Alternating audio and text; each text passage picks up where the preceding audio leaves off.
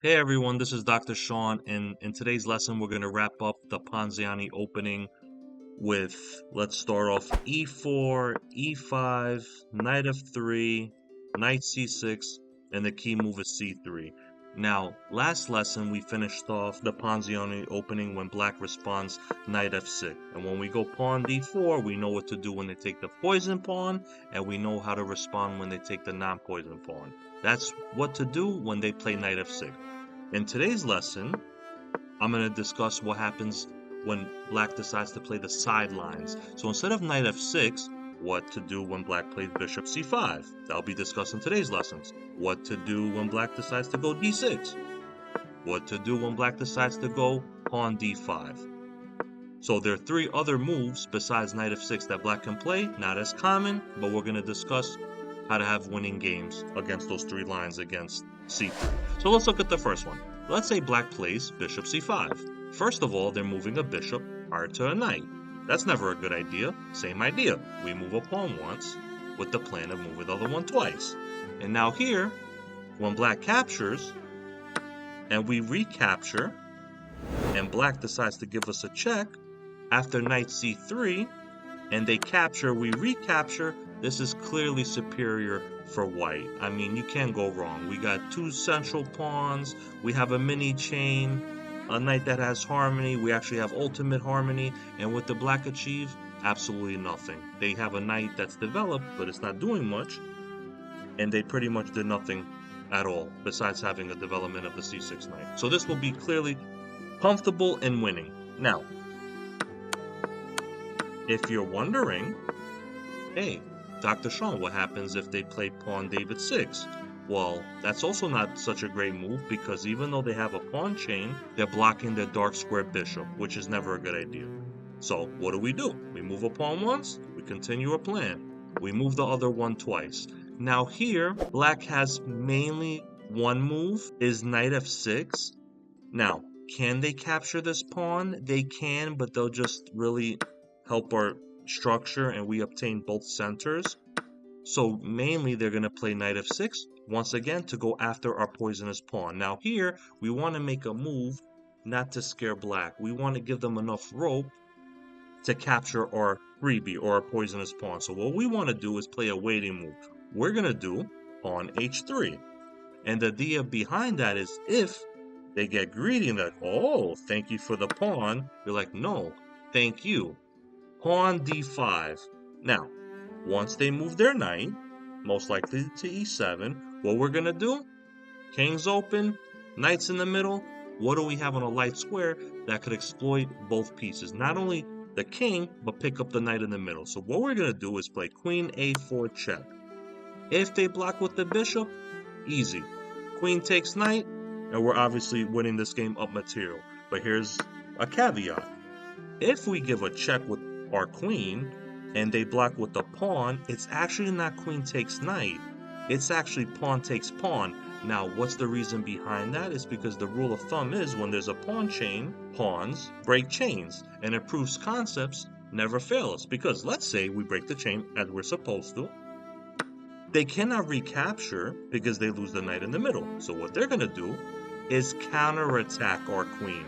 And in chess, it's never good to counterattack because we always go first. And keep in mind, the queen is a bishop. It is a laser beam. And the rule is anything in front of the laser beam, this just happens to be a pawn, should be moved. Now we have a decision to either move it forward or capture diagonally.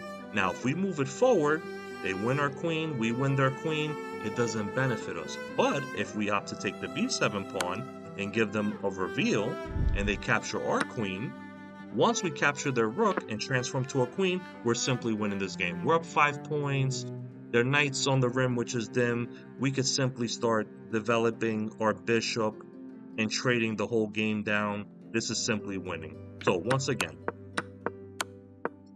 if they play pawn d6, you want to hit them with pawn d4. If they capture, no problem. If they play knight f6 like they're supposed to, don't scare them. Don't do the pawn push too fast.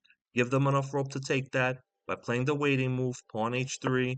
And once they capture our freebie, our poisonous pawn, that's when you win with that deadly pawn push.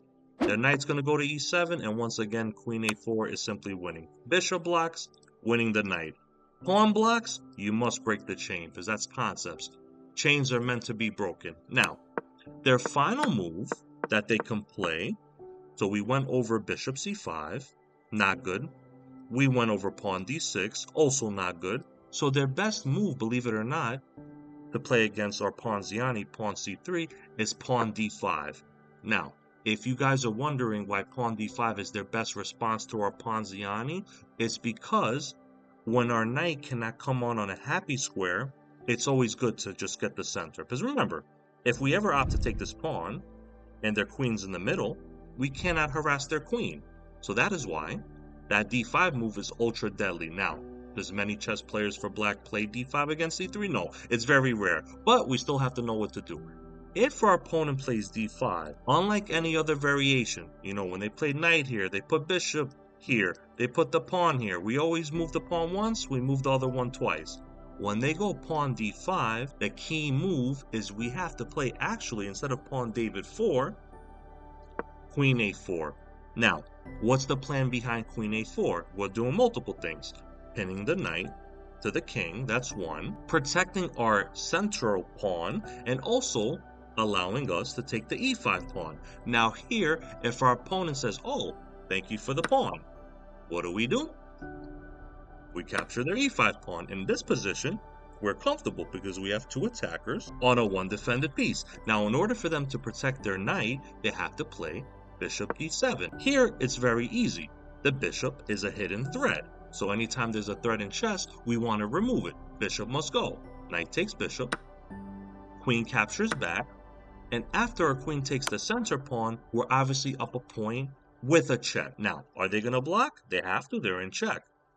Bishop e7. Now from here, the concept in chess is when we're winning, we want us to start simplifying, exchanging, doing fair trade. Instead of playing pawn d4 or getting the center, which is typical or standard, what we want to do is play bishop b5. The idea is we're trading off all the pieces. If they play knight f6, are we going to move the queen? I mean, we're in trouble, so we technically should, but no, we go first. What we're going to play is bishop takes knight.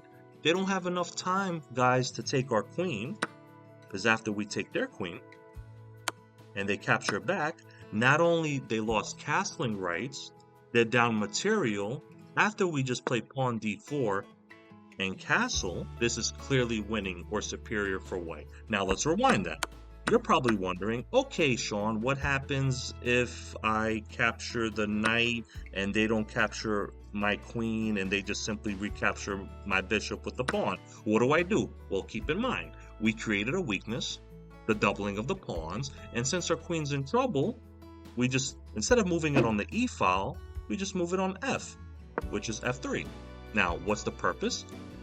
Well, they can never move that c pawn because they'll lose their rook, which is on a8. And plus, if they castle, what do? Concepts. Center first, they get the rook in the game, and we go ahead and castle. Is this winning? Absolutely. We're up a pawn, we have a very nice chain, our queen is strong, their queen can never get off the c6 pawn, because if they even think about moving it away from that c6 pawn, that'll be your second pawn.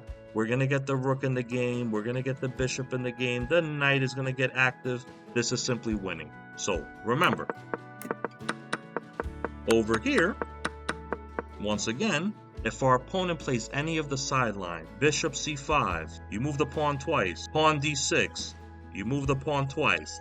If they play the best move, which is pawn David 5, we do not, I repeat, take that pawn. We have no permission, because remember, if we take this pawn, their queen is too powerful in the middle because our knight cannot make their queen waste the tempo. So instead, this is the only variation. When they go d5, we cannot play pawn d4. We cannot go, guys, d4. What we're going to do is queen a4.